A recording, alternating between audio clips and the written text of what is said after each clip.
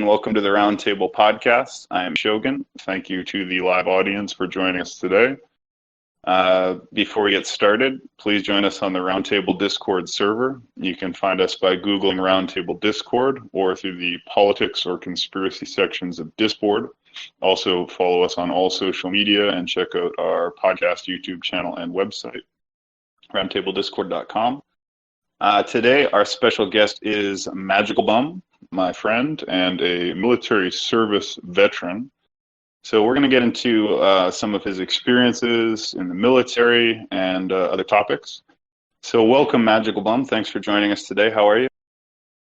I'm doing pretty well today, actually. Thank you for asking. How about you? I'm really well, thanks. Thanks for joining us on the podcast today. So just to get started, first of all, you did send me all your documents, etc., so I can confirm, you are a real serviceman. Not that anybody doubted that, but I've seen all your credentials. So can you tell the audience a little bit about your service, maybe how you started in the military and how things in terms of the general divisions and branches that you were part of it? Oh, yeah. So I served in the Marine Corps from 2006 to 2011, and then again from 2014 to 2016. So I had broken service. Well, what I started was I started in June 2006, and the reason why I joined the Marine Corps is actually because of Battlefield 2, I think the game was. I didn't know that the Marine Corps had an air wing, so I saw like one of the jets that said USMC on the side of it, and I gave the recruiter the call, and I just went the next day. And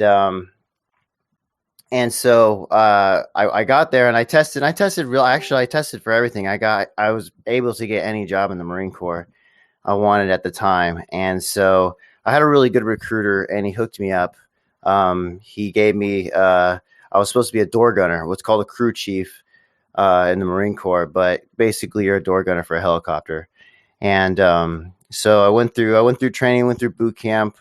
I was a scribe in boot camp, and so that's just basically someone who does like paperwork or whatever, prepares people to do like medical stuff, But yeah, so basically I graduated from that, and then I went to MCT, 3 weeks combat training, and then I went off to Pensacola, Florida for my training to be a crew chief, but unfortunately, I had a medical disqualification. I have a history of migraines, so I didn't want to put anyone's life at danger. I didn't want to have a migraine in the middle of flying or something like that. So I was medically disqualified, and so I got to choose a different job.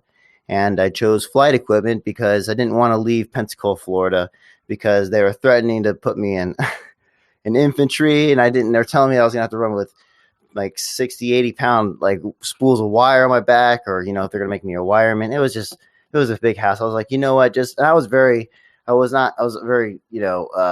depressed at the time, because I was like, man, I wish I would have got it, because that was like my dream job. I was like, oh god, that'd be like super cool. But so I chose the easiest job, and so which is flight equipment, but it's not really the easiest job. It was just its nickname, Flight Easy. But basically, and I got really lucky. I got absolutely lucky. My entire class, they got stationed in North Carolina, Cherry Point. I think that's what it's called. It's been a while. I'm digging this stuff out of my memory. But I got Hawaii. Me and my friend Stoltenberg, we got Hawaii, and so I got stationed there. And then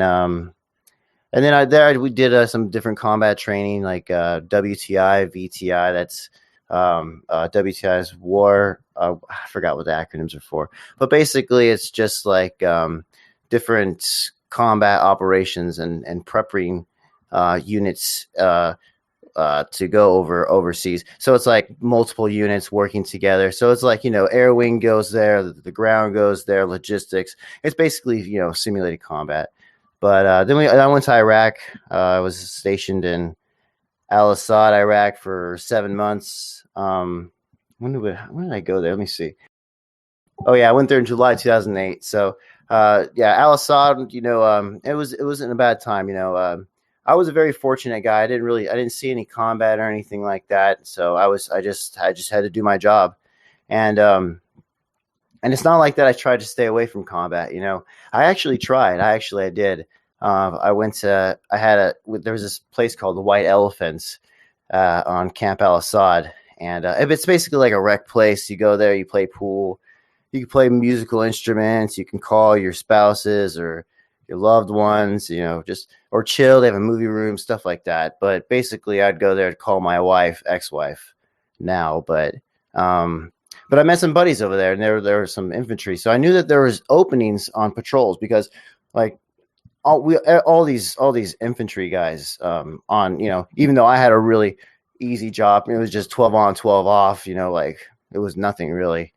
But these guys who go on patrols, they go out for 2-3 months at a time, sometimes no showers, shitting in bags, fucking. And I tried to go out there, but apparently I was a essential to the unit only because I had to sign off paperwork um, that would basically qualify the aircraft to be safe for flight.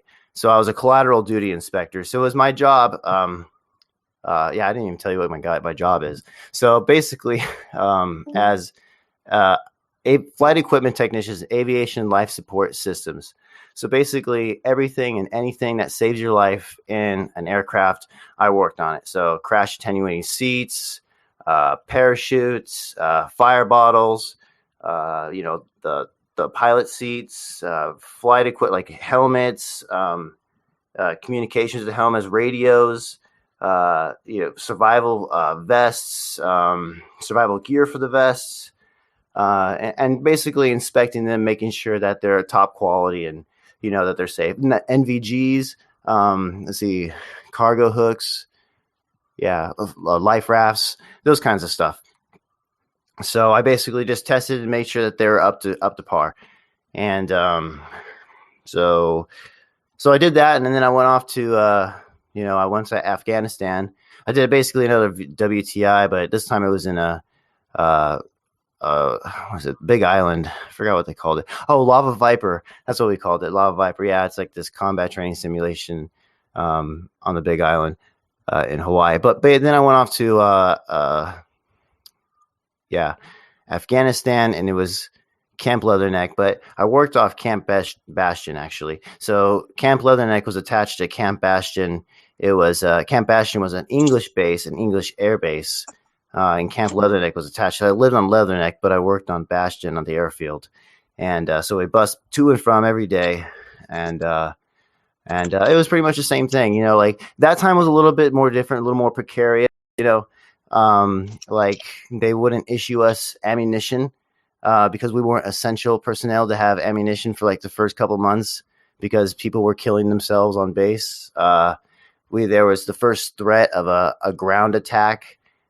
In like a decade that they were trying to prepare for mortar attacks, people taking GPS coordinates to strike the helicopters that we worked on, which I worked on the CH-53 Delta Super Stallion. It's been decommissioned, but now it's got a new predecessor, the Echo, and soon the Kilo is going to be coming out here anytime soon.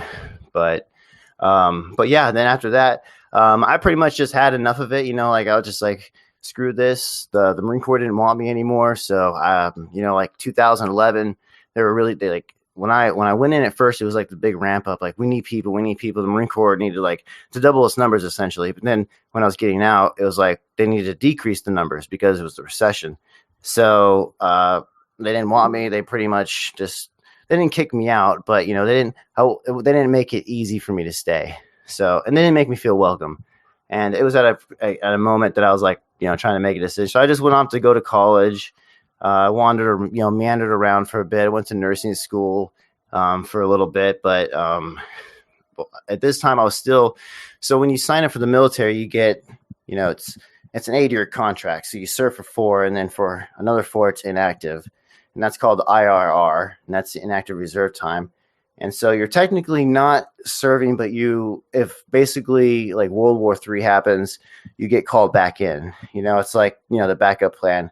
And they don't usually do that, but actually they did do it a couple times to a few infantry units, I think in Afghanistan, or maybe it was Iraq.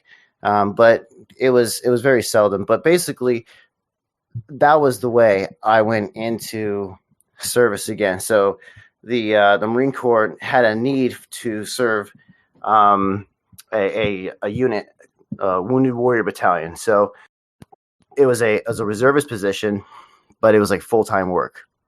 And so I went on active duty operational support orders. And I did that for about 2 years and 4 months. And so my job basically was to be a section leader, where it was my job to facilitate and transition the care of wounded, ill, and injured service members to go into civilian life, basically whatever the hell they wanted to do. You know, if you wanted to go to college, we'd send them there. If they wanted to become a gunsmith, we'd send them wherever they wanted to do. So because they had these guys, this was like pretty much when the war was starting to ramp down. We had a lot of resources, and so I did that for about 2.4 years. Did a lot of, went over, different, a lot of places around the country, like, like Paralympic kind of tournaments and stuff. And I helped about, I had about 100 people under my charge in those 2.4, months, 2.4 years. But yeah, so, I don't know, like what questions you guys got. I mean, I can answer it. I know a lot about the Marine Corps Air Wing. I know a lot about medical side of the medical consequences of war, and like different types of things that I've had to deal with these different Marines, and the medical, and not only that, but the psychological stuff. But yeah, that's Oh yeah, this is kind of off to the side, but you said you worked at Camp Bastion. What was your yes. experience with the Brits like? Honestly, I didn't really see the Brits too much. I was on night crew, and I chose night crew specifically because I was afraid of camel spiders, and they're nocturnal, so I wanted to be awake. So, and then also the air conditioner would work best during the early morning, so I'd get better sleep during that time. But it would still freeze over.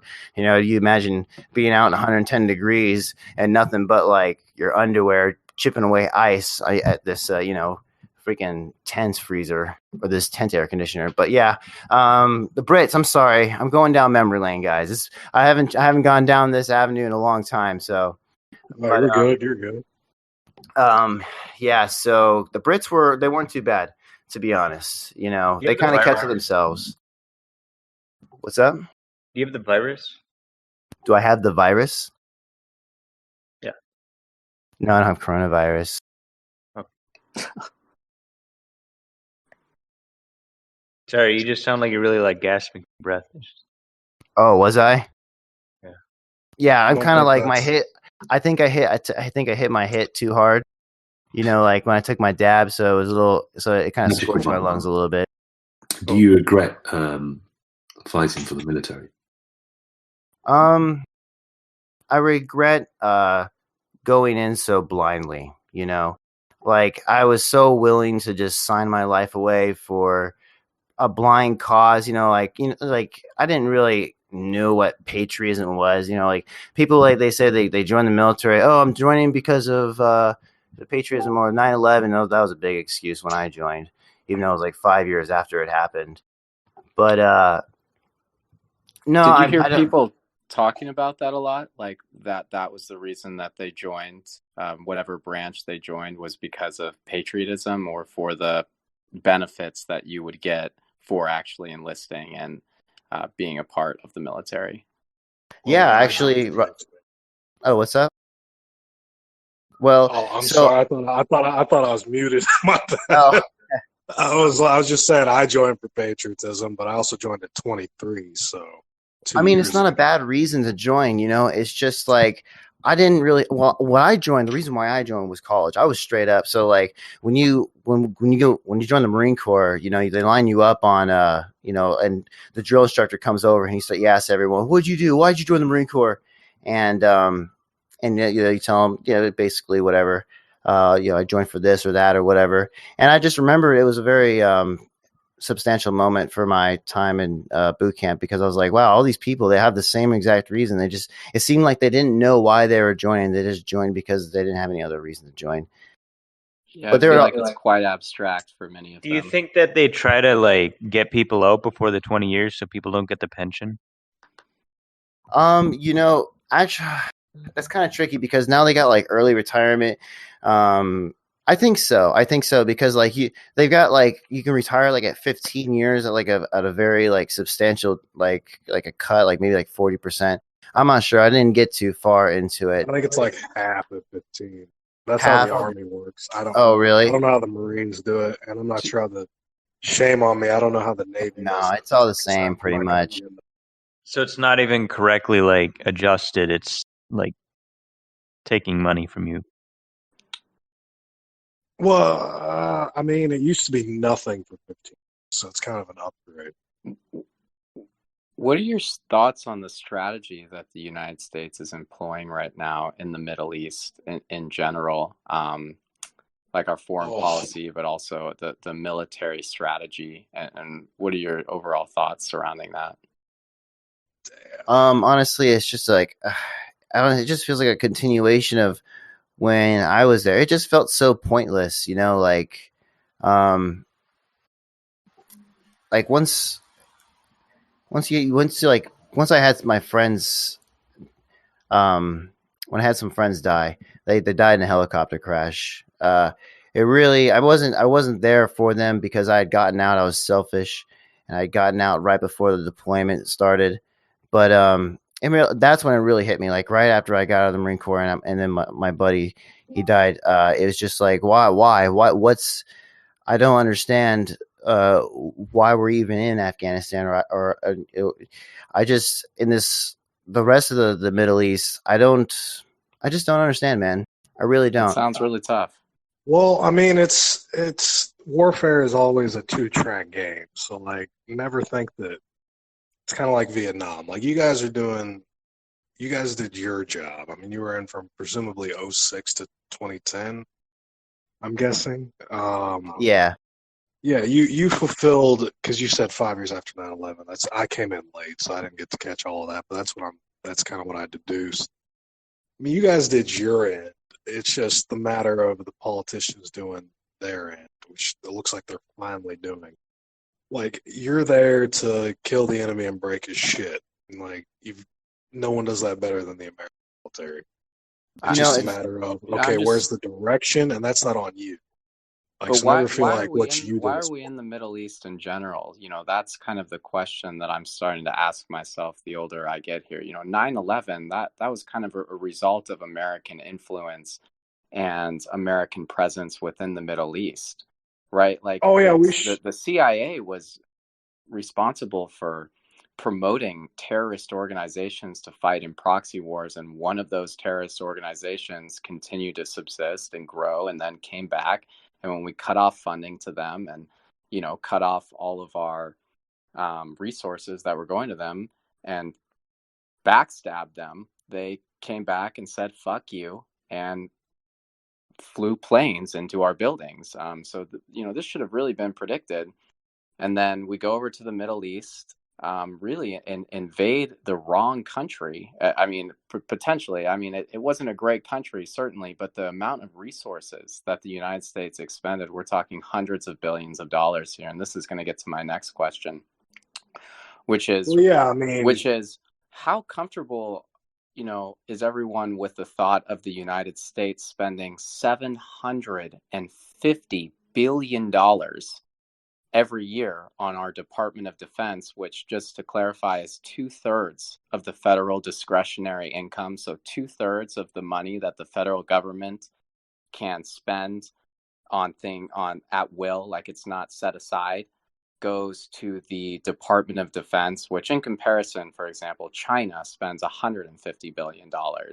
I'm not sure what the next comparable country is, but we spend Well, more than it the would be top Russia 10 at 50 military billion. spending countries combined in our it's like country. we're more than the next 13, and yeah, like I'm comfortable with it as long as it's put in the right place. And obviously, Didn't since Trump the just end, expand? since the Didn't end Trump of just We're Cold War, opening a yeah. space surprise? force. All right, I'll stop, but I do want to finish that thought when I get a chance to. I'd like to add a point. So, well. Essentially, No, I was going to say, didn't the United States Trump actually increase spending to like 750 billion? Yes, I mean we have a space That's force what now. that's what Carter just said. And like the Space Force is a tiny part of it. I think its new budget is like 15 Yeah. billion, which is peanuts for the Pentagon. Well, let me was tell just you the what my one- Yeah. experience is with government spending, right? It's deplorable. It's despicable. It's disgusting. ruinously wasteful. It is Ruinously absolutely. So wasteful. like if you're like I'm looking right now at the special events thing. I just clicked on it and there's like the little like icon for the YouTube video thing. A sticker that size, a metallic sticker to put on the side of that helicopter to say, please don't go inside the ox tank because if you go in the ox tank and someone shuts the door, you're going to die. Costs $700, right? A little piece of aluminum that stops those pilot seats that go backwards, $1,200. And I'm talking maybe this. I don't need. What's like maybe the size of a Hershey bar, that little like a little nugget of the little Hershey bar. Those little seats, the seats in the back, fucking aluminum loops with cloth, $5,000 each. You know, it's just ridiculously who do you overcharged. think earns the money there? Who earns it? The government The contractors. contractors. And Yeah, contractors, it's insane. I mean, this Yeah, is it is. recorded, so I'm not going to mention anything. You see the Yeah. same shit in the Navy. That's all I'll say about it. But yeah, it's ridiculous. So Private the other contractors. thing Do you that I'm think? Do you think it's concerned in about the is why is contractors? this so Sorry, tacky? Carter. Do you think it's in the contractors' interests to perpetuate war? Absolutely. Oh yeah, definitely. Well. I mean, it doesn't require war necessarily. I mean, war is a bonanza, but they still make. I think I see where you're going with this, though, Case. Like, do you think that are you like insinuating? Maybe I'm just reaching that this military-industrial complex is just creating its own problems in the Middle East in order to just make fund itself. Okay, so yeah, I can add to that. So it was revealed in about 2016 that the United States Defense Department paid a UK firm called Bell Pottinger about $500 million to create fake terrorist videos and fake articles and propaganda videos. So these are like the jihadi videos that kind of influence individuals. Then they were distributed throughout like the Middle East. Usually by Marines who are raiding like places of interest. These videos were used as a mechanism for tracking.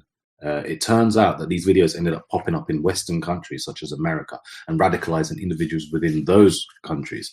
So you got to question, like, who are you fighting? Are you fighting people in the Middle East, or are you fighting the Pentagon? I mean, who's actually creating this war? Why is it being created? This is a known fact, and this was released. You can check it up. I've posted the information in general chat. It was released by the Bureau of Investigative Journalism, but obviously it was a memory hold by the mainstream media. Okay, was that like Jihadi John? No, things. No. He posted it. I remember seeing him post that. He posted it. Yeah, so And like we Lord don't know. Pottinger said that he directed or he reported directly to like the CIA, the NSC, like all that. It blows my mind. I've never heard of that.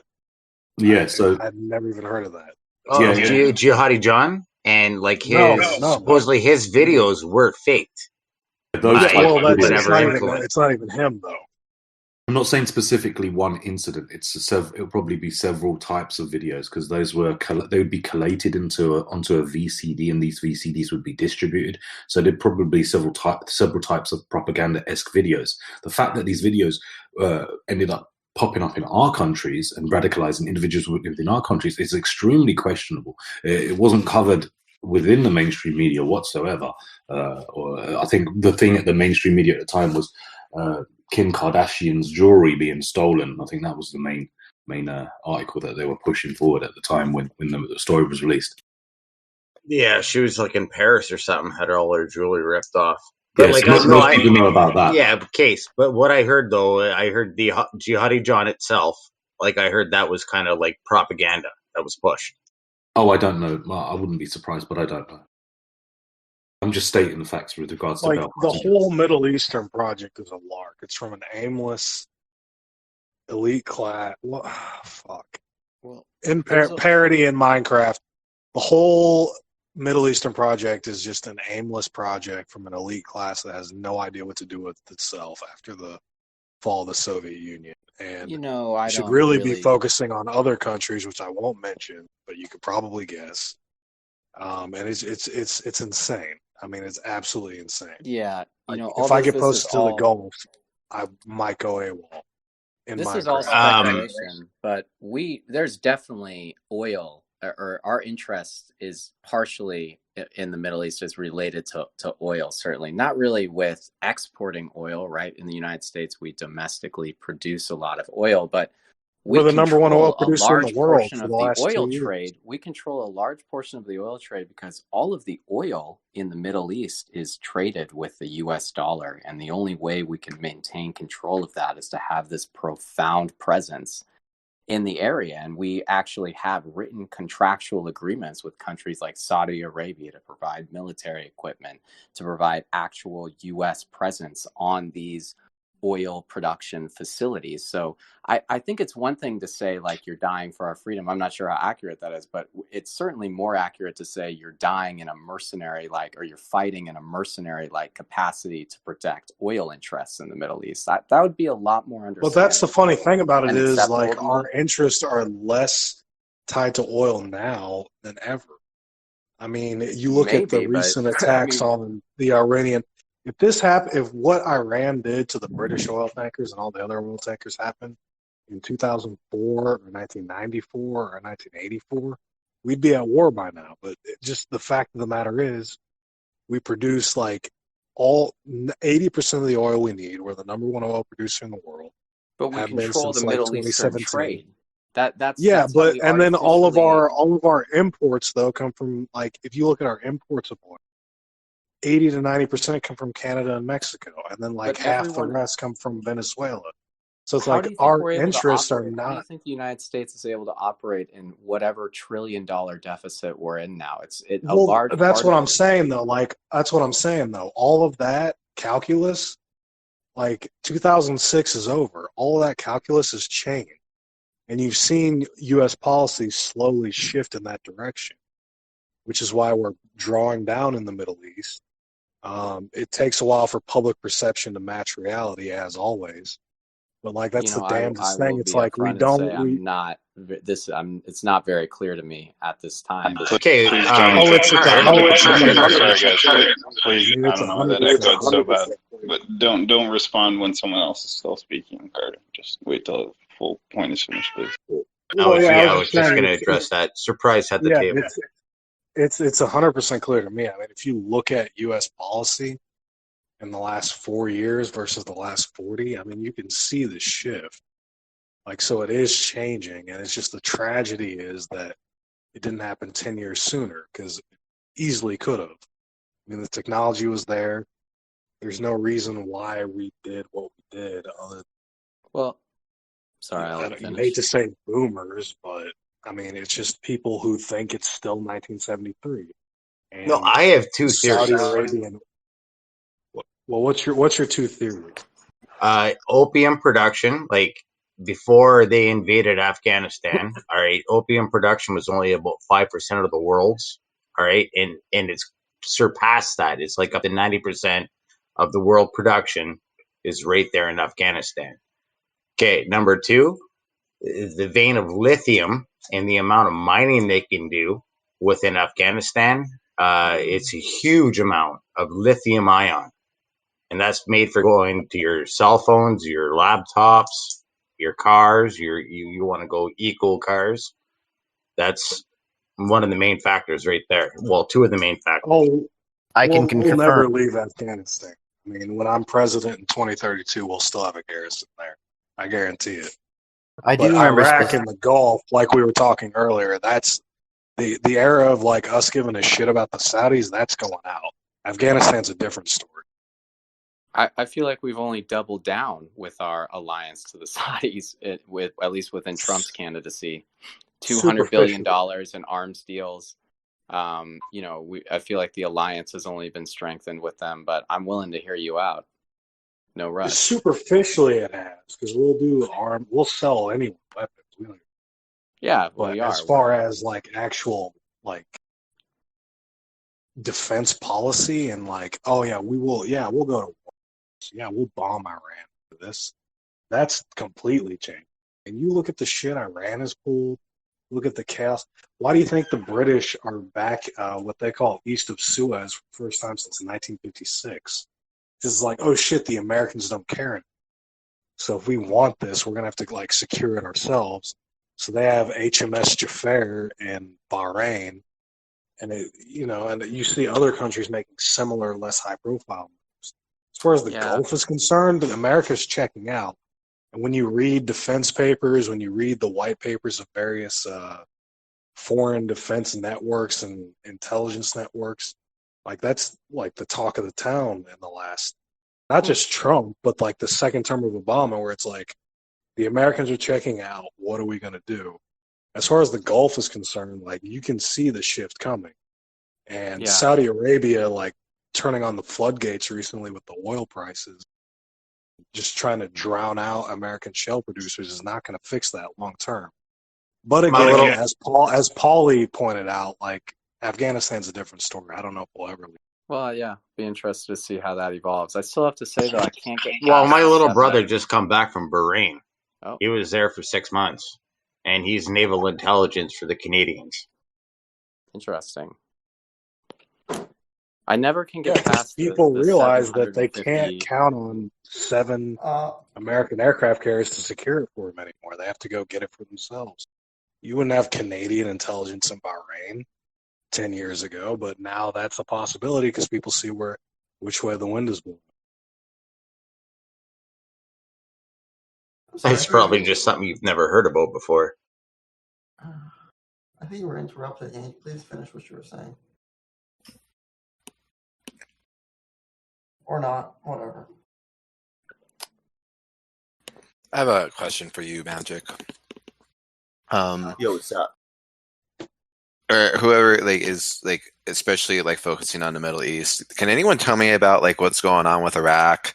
The validity of some of the claims I've heard about how when the U.S. established a bunch of military bases, they signed over full custody of them to the new Iraqi government, and anything about Babylon. Because I know the Shia Muslims have been trying to make that their capital for a while now. That's all magic on this one. Well, it's kind of weird because true Babylon's not. It's way outside of the Euphrates. Paulie, hold up. Magic, go ahead. Honestly, I probably should let Paula take over in this because all I remember was that they were decommissioning Al-Assad. I wasn't one of the last units, but I was in the phase of it shutting down. And but that's all I remember. And when I was in freaking Camp Bastion, it was still building up, because I was they were putting in cans. We call them cans. They're just like metal containers. You sleep in them and stuff. They have air conditioning. They're very nice actually, but they're about 6 to 8 people. But anyways, that's not the question. The question at hand, probably Paulie could answer it better. Oh, that whole area has been disputed over for quite a long time, and you got to look at what the actual last caliphate just did. They just destroyed so many Sumerian artifacts. They went in the museums and just smashed everything, and all across majority from Iraq going into Syria. They got so many places, and it's what are they trying to cover up? They're trying to cover up Jahiliyyah, of course, the time before Islam. They don't think it's valid. I mean, it's purely religious and ideological as far as the ISIS is concerned. I'd like to throw out that the reason why they're doing something could be different than the reason why they've been manipulated into doing something. What do you think they're manipulating? Develop that a bit. So, I mean, I'm a little further off the deep end than most people. I would go so far as to say the Roman Catholic Church invaded Islam in however many 1400 years ago through an order of St. Augustine. So, and I also lean on the spiritual aspect of things a lot more, right? And I'd say stuff the kind of the devil kind of controls Islam, and he kind of orchestrated the whole Shia-Sunni conflict from way back when. So, I would so with Sumerian mythology, they kind of, I actually don't know much about it, but one of the things I do know they try to go out of their way to cover up would be like the more pagan idea of resurrection and reincarnation, that they're trying to cover up what the elites believe or the ideas they hold on to. Look, I don't want you to like hog the mic, but this is a conspiracy server, and even though I am the town skeptic, like go into that a little bit, like flesh that out. We just did the Bookie Enoch yesterday. Yeah, but I think he's on something different. Yeah, I think so too.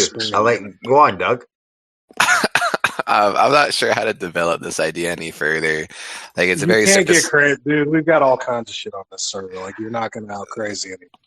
No, it's just more like I haven't like really taken this idea as far as it can maybe go, but like, so, Rob Skiba, he gives a presentation about like just military activity in the Middle East and whatchamacallit, and how like, so as of right now, like Baghdad or Israel, Iraq has like the most counterfeit-proof currency.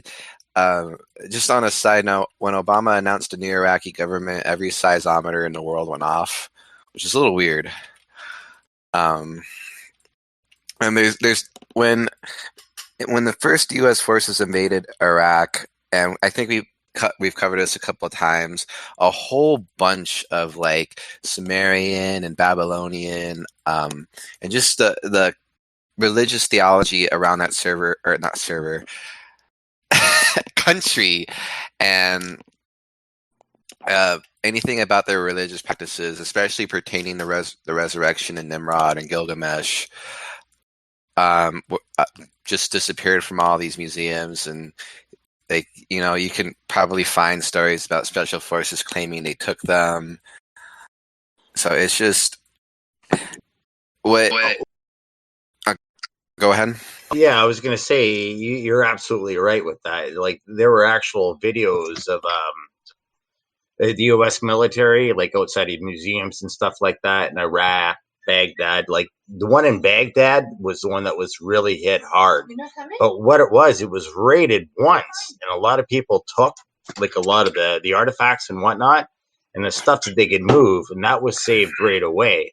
And then the looters come in. And the majority of that stuff actually got returned back to the actual museum. The smaller stuff. So, I mean, the elites hold to kind of like this, like I said, Babylonian idea of theology. They hold to like Hindu forms of karma and paganism. They also, like you ever hear about how Mormons teach this crazy, like Adam came down from heaven and mingled with women and created Superman? Yeah, we covered this much about that. We covered this with Enoch about some angels coming down and mingling with women, but in occult belief, they actually teach that gods came down from heaven and mingled with women and created super people. And that's like, so that's what like elites and people in the occult like legitimately believe. There's actually been a civil war in the occult about that, whether in order to be a witch or an occultist, whether you have to have it from family or anybody can do it. And this civil war was talked about by John Todd in 1970s, and it was actually softly disclosed in the Harry Potter series, because that was a pretty big plot point about how the wizards in Harry Potter thought that muggles or normal people couldn't be wizards, and you had to have it descended from blood. So, guy talking about it 30 years about it being real versus this woman like writing about it like 30 years later. It's like, it's a little weird. I would personally disagree that the elite believes in the things that they give, if you will, to the As would public. I agree with that take. I don't think that. And again, I'm the town skeptic, so whatever. But I just don't think anything lasts that long. I don't think there's anyone in like the Bohemian Grove that's in touch with any Babylon. I think they get up to What do a you lot think of about the creepy shit. bloodlines? Because I bloodlines, don't. that's I don't something believe they in the keep. bloodlines. You I don't kind believe in of them. believe in Okay. those. I do No, too. because I think it's they're- like it's like the bloodlines from when you can't trace your family beyond the We don't. 1500s. Have you ever Like, done there just aren't Ancestry.com? records. You can send your I spit haven't. in, and it can tell you where you're from. Those are I know controlled by exactly what Mormons, you're saying. man.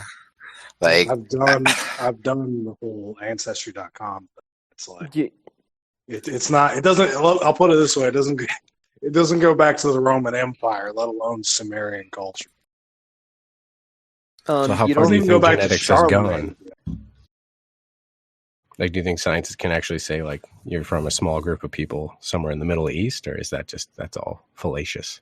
No. That's fine, but you can't say, okay, I'm from King Nebuchadnezzar III, and then he begat Antony, Mark Antony, and he begat his line begat Charlemagne. His line begat the border lords of Northumbria, and then they moved to Virginia, and then they moved to New York, and now they're successful financiers, and then that's where I'm from.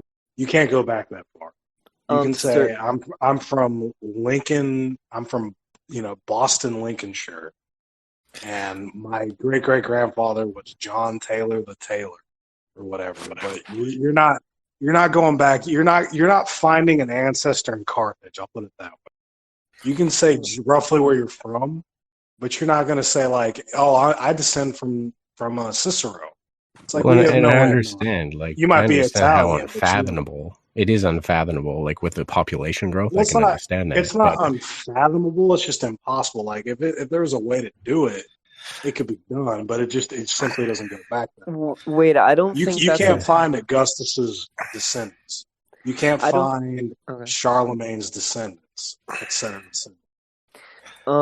I don't think that's impossible because of like inbreeding, like group inbreeding, and like basically just like keeping your seed within a royal, like royal to royal to royal to royal, even if it's not the precise like exact family the whole way through.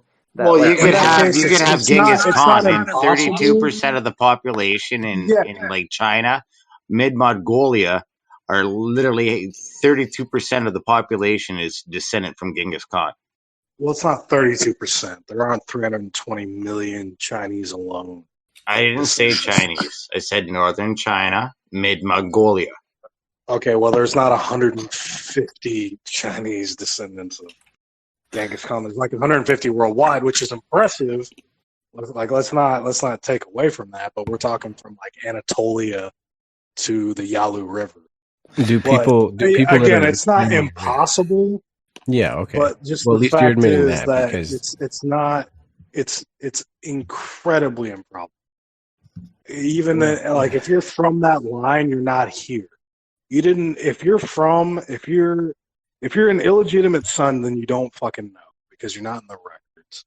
But if you're legitimately from there, you're not living in Toledo, Ohio. You know what I mean?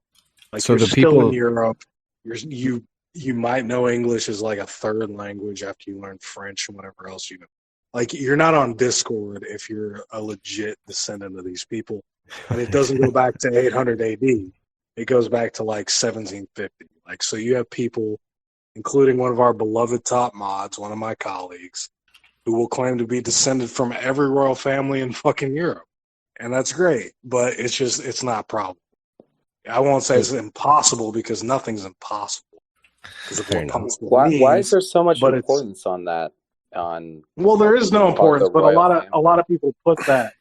I'm not importance even on that. saying that in a critical way. I'm just hearing that come up now a couple times, and it seems like at least a couple of you find a lot of value in that. And I'm curious why in an inquisitive way. Well, I'm very curious too. I important. want to hear.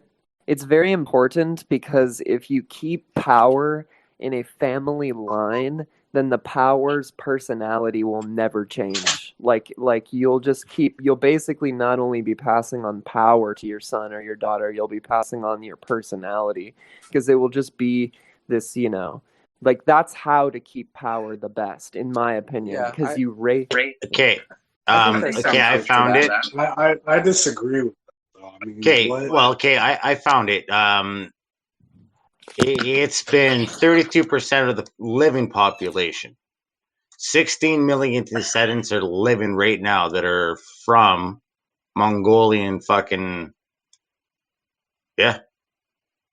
Well, 16 million is not 32% of the world, or even the No, Chinese 30, okay, 30, however they fucking do the number.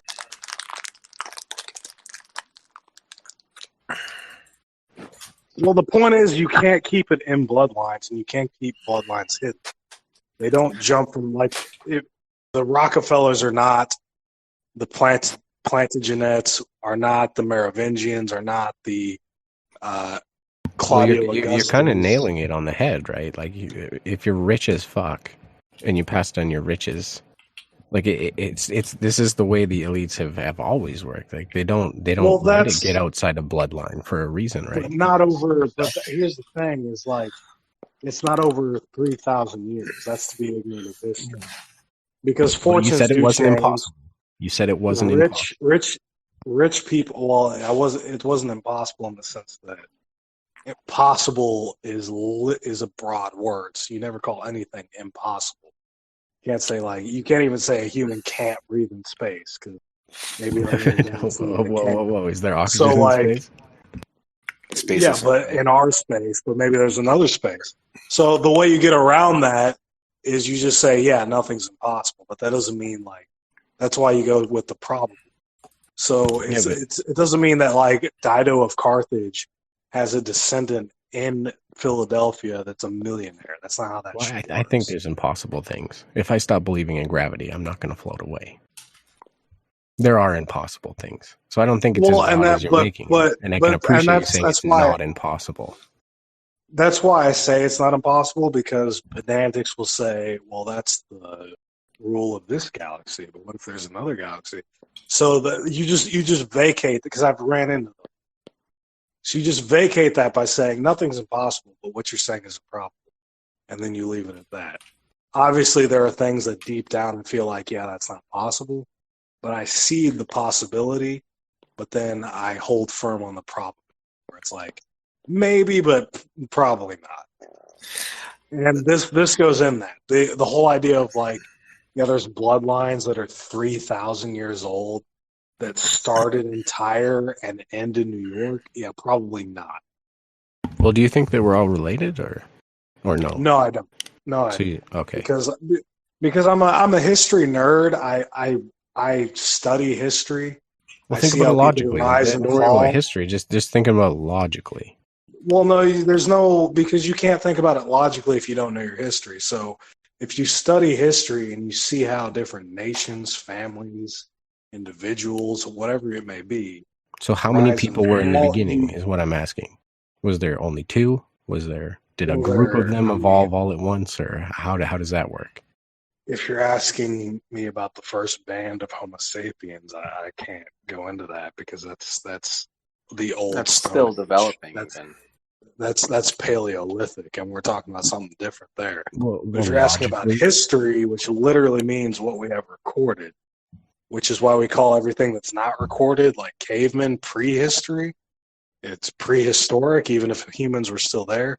But if we're talking about history, and you study what we know and what was written down and what we can deduce, then the whole idea of 10 blood. I have a coworker. She believes in this shit. 10 bloodlines have ruled the world, and they've ruled it since the Chalcolithic, and she doesn't even know what the Chalcolithic means, the Copper Age. And I'm just like, Phyllis, that's not, or I shouldn't talk like that. This is the opposite. But I'm like, dude, that's not the case. That's just not how that fucking works. Do you know your history? Have you ever done some research Like Glen Rose, But Texas? Like I the shouldn't have said. limestone? Phyllis was funny. That was funny. But have you ever researched Glen Rose, Texas, by any chance? No. Give me the cliff notes on Glen Rose, Texas. I don't know about that. It's essentially they found what most archaeologists or paleontologists say are human footprints alongside like dinosaurs they shouldn't have existed with.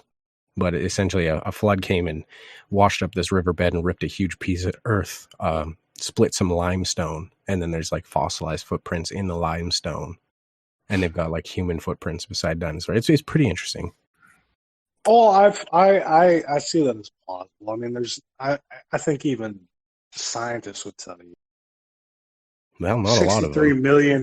$63 million years ago is not when every dinosaur ever disappeared. Like that's when most of them disappeared. That's when the fossil record stopped. There had to have been ones that survived well. I mean, you look at Mkele and Bembe in the Congo. You look Yeah, at they're still talking about dragons. dinosaurs. They Oh, still say Yeah, they've seen some exactly. in the So Congo. I'm not shocked. But for me, like my thing is, if you find human footprints by dinosaurs, it just means that there were dinosaurs that existed longer than they were supposed to. It doesn't tell me that humans existed earlier than they were supposed to. What if the But footprints were in like running formations, both human and dinosaur? then that tells me that human was fucked and probably Oh, yeah. genetic.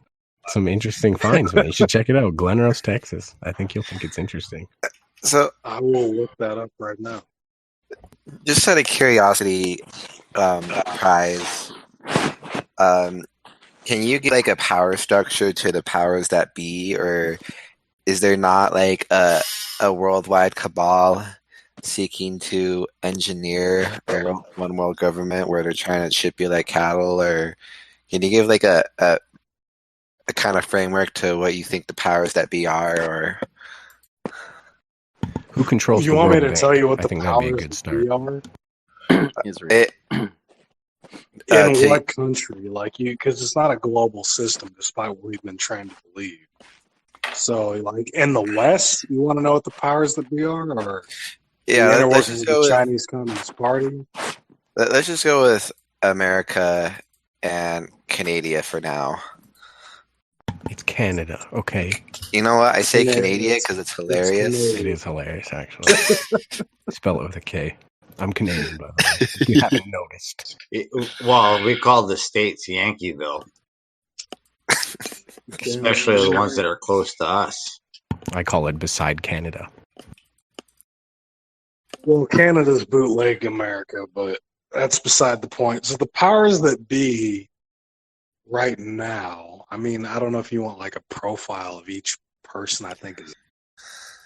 I mean, it's basically. Did you a just list take of a shot at Canada? organizations or people would suffice. However you want to structure or the best way to express it in your view to like someone who might be a layman. Well, it's a web of things, and again, I come at this as from like someone who's inside the government and who doesn't adhere to conspiratorial thinking, but who just sees things how they are, which often, surprisingly, matches up with conspiratorial thinking. Doesn't go as far as conspiracy theorists think, but that's beside the point. I would say the military-industrial complex, which I'm a part of. I would say the think tank community around foreign policy, so the CFR, the Trilateral Commission. Definitely the finance industry. You can name any company, the Citigroup, J.P. Morgan Chase, Goldman Sachs, of course. Oil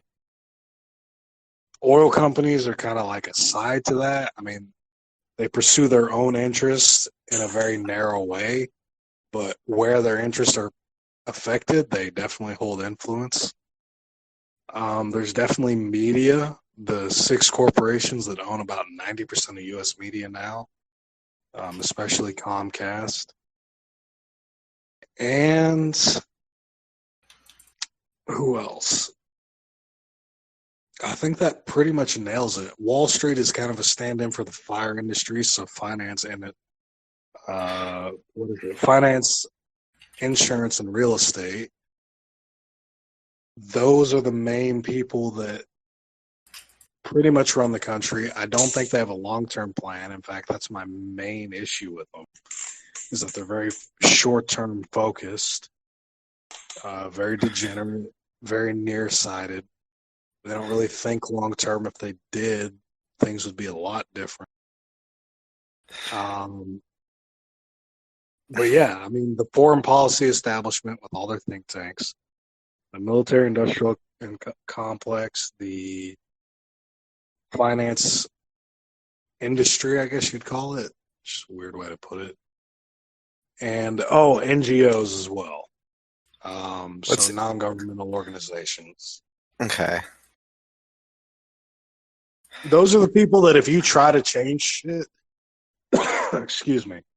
Those are the people, if you try to change shit, eventually you're going to run into one or more of those.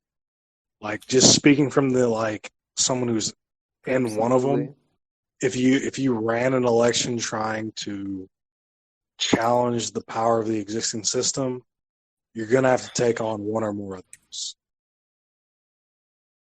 Okay. Those are all very good answers. Those are all answers I would pick as well. As for like laying a power structure or a method of means for the powers that be. I think I don't know if I just didn't hear it, but I think the only one you missed was Hollywood and the entertainment industry. He said media. I mentioned. I didn't. Yeah, you're right. I just missed it. So, and I guess in my line of thinking, I would place something over that.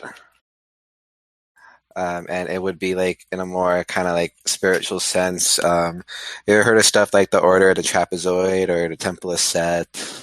Yes. And a lot of those fuckers get into that, but that's not the defining feature of them. But I know some people that are in both of those shits.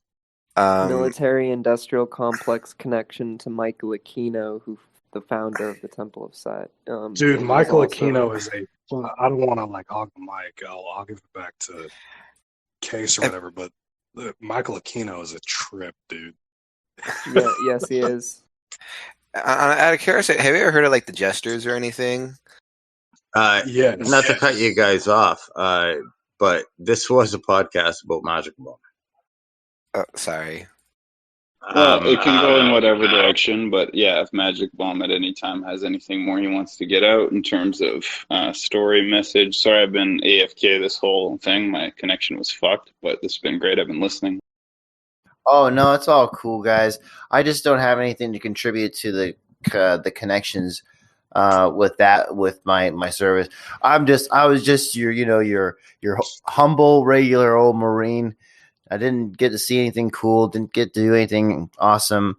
I just, went through the works. So, but yeah, I mean, I don't know if anyone else has any other questions for me, like specifically for like Marine Corps or like, after service stuff. But Semper Fi, I mean, that's my favorite other branch because it's still in the department. What's the worst part about Well, being I was going to Marine? ask you, did you train with what type of weapon outside of the gunner position?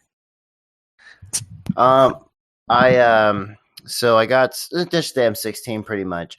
I got the shit, the MG42 once, the 50 cal once, and it was just like your regular standard 50 cal, the not the XM, which is like but yeah, that's about it. No 1M34 or anything like that? I did, however, get issued an M4 because I had a specific qualification for my job as a quality assurance safety observer. But basically, it wasn't anything like that great. It was just lighter than the M16, and that's all I really cared about. Because I never got to do anything combat wise, so it was just weight that I had to lug around. But I mean, go ahead. Were questions of desensitization already asked to you, Magical? Like, what do you mean? Like getting did you ever feel desensitized to like the fact that you might have to take, a life in order to, or two, in order to fight for your country? Like, did you ever experience any of that? Yeah, like, I mean, there was, when I went through MCT, my instructors, they showed me footage of them going through Iraq the first time around, like 03, 04 or something. And it was very gruesome, and it was very eye-opening. And that was the moment when I was like, realized, holy shit, this isn't a video game, this is like real life. And like, I had already gone through boot camp and everything at this point. That's when it really kicked in. But like I said, I mean, I was very fortunate. I didn't have to do any or have to be exposed to anything like that. But when I was a section leader at a Wounded Warrior Battalion, it was a different story. Now, I didn't have I didn't have any more combat experiences, but the Marines that were under my charge did. And the different amount of cases of what they did, what was happened to them, what they've had to endure, is very eye opening as well. So would you want to engage, or would you say, I'm never going back if I can help it? No, I think I'm very fortunate. To be honest with you guys, I think I'm kind of more of a sensitive guy, more not sensitive in like the sense of like, oh, like, I think I would be more susceptible to PTSD is what I mean. So I wouldn't want to be put in that kind of situation. Now, when I been, I mean, there were times, there was a few times, like I mentioned earlier, like the mortar strikes, right? Like on the flight line, that was completely different. There was this one time, the closest I came to death was I was night crew going out on the flight line. Had to go check up on a fire bottle that I think that someone blew the line. But so I was just walking down. I was just talking to my buddy, shooting the shit, blah blah blah, holding my toolbox. And next thing I hear behind me, clink. Just like so. The tarmac of what the flight line was made out of is kind of like metal. It's kind of like a gray, like it's basically a flight line that you can build on the fly, like really, really fast. Anyways, it was a mortar that hit behind me. It was a mortar, and it hit the surface, made this clink sound. Like, I was like, what the fuck was that? I turned on my headlight and looked at it, and it was probably within 15 yards with me. Like I would have been in the blast radius, but it was a dud. So that was. Oh man, that's fucking crazy. So yes, that's Jesus Christ, man. But that's what I'd be thinking. Yeah, dude. And then that's what led up to like the whole finding that they were doing the GPS plotting on base, like because you have migrant worker, like there's people like locals, or we call them third world nationals, like people from Pakistan or India, some people that work for really cheap, they do that kind of stuff. They're the ones that, like I shit you not, every time one of those motherfuckers pulled out a cell phone on base, I was just like, because there's no cell phones allowed. I don't even think I had a cell phone. Actually, I had an iPod Nano. Do you know how hard it is to masturbate to an iPod Nano in 112 degrees inside of a porta potty? It's very hard. It's not That's fun. Fucking crazy, man. But these are the conditions I was presented. Do you have a memory? Can you just use memory?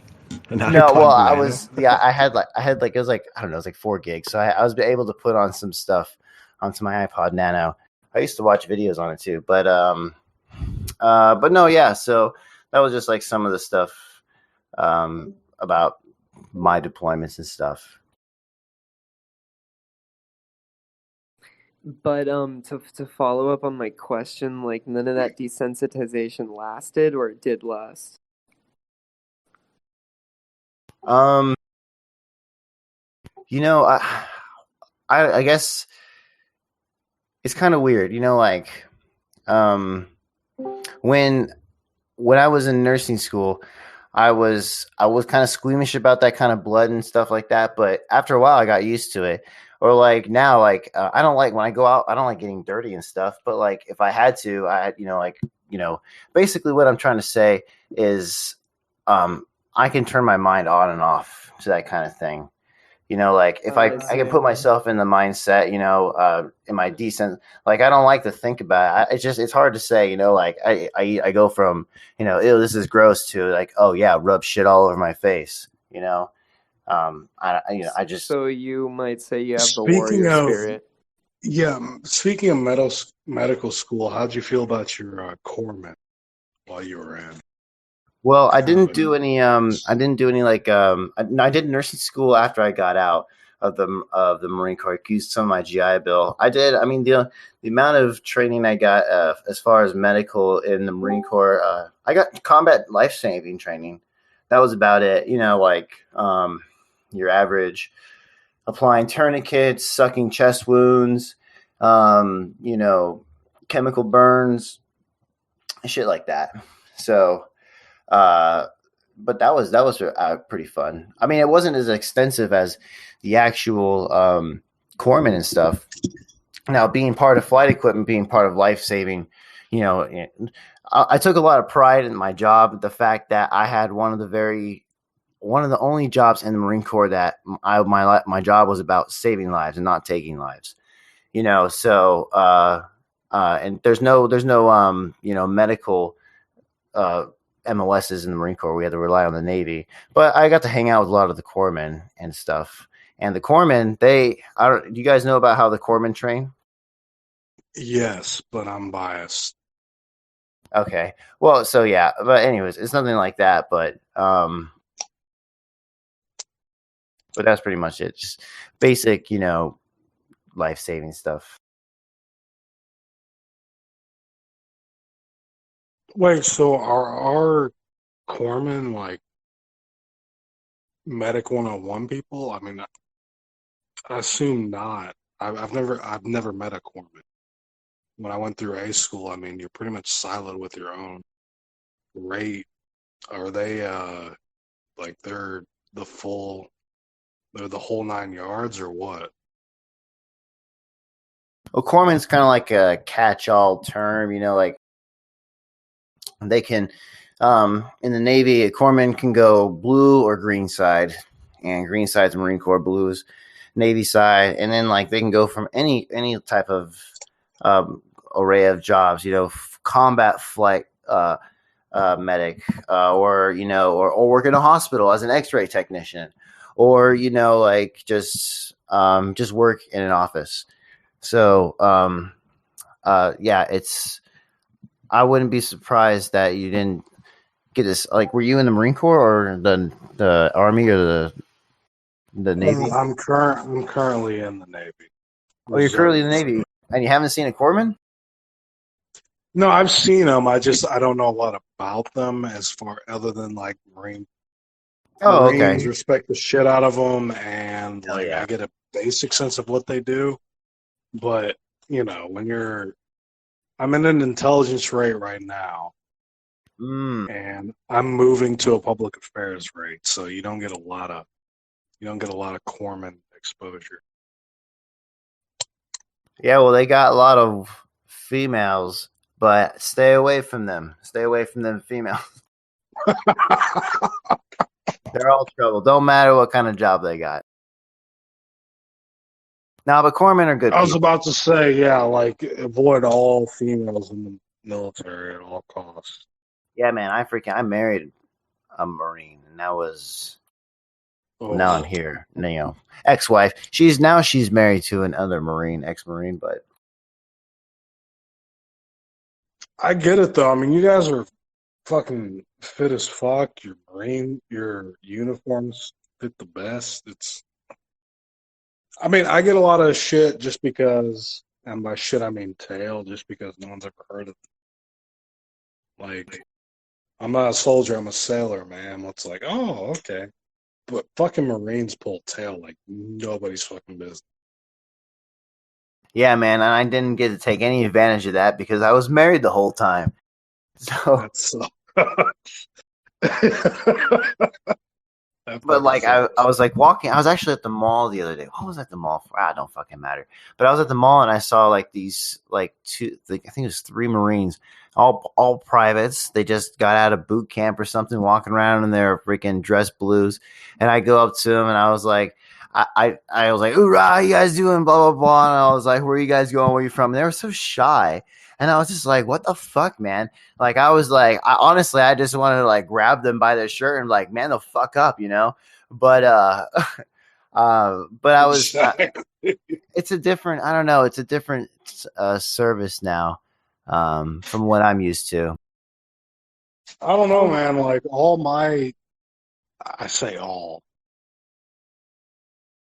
2/3 of my military friends that were in the military before I got in it, because I got in as an old man at 23, but they're all Marines and like I mean, it's stereotypical with them.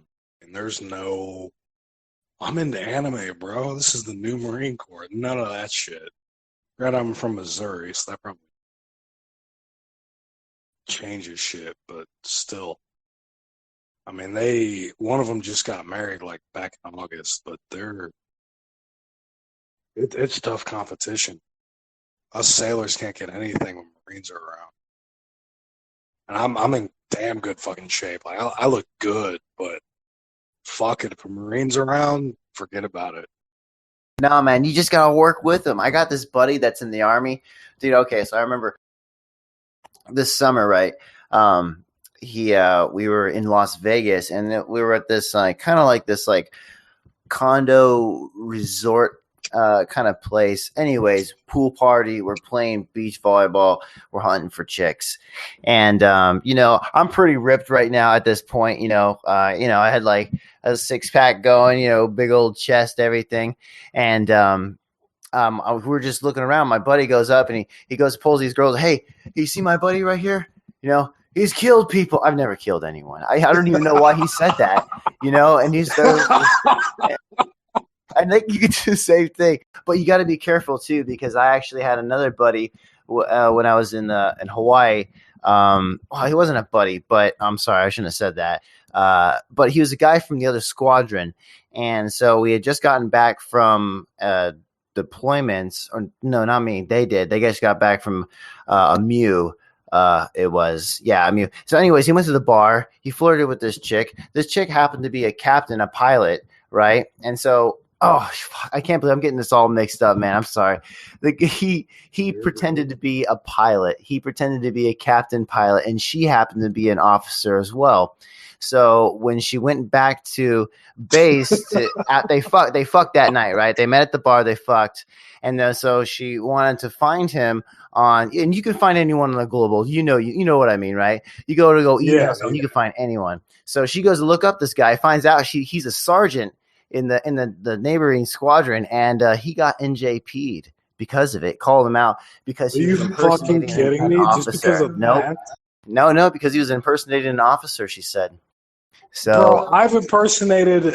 I was like, yeah, I'm an ensign, and nothing fucking happened. No one gave a shit. He got NJP because of that.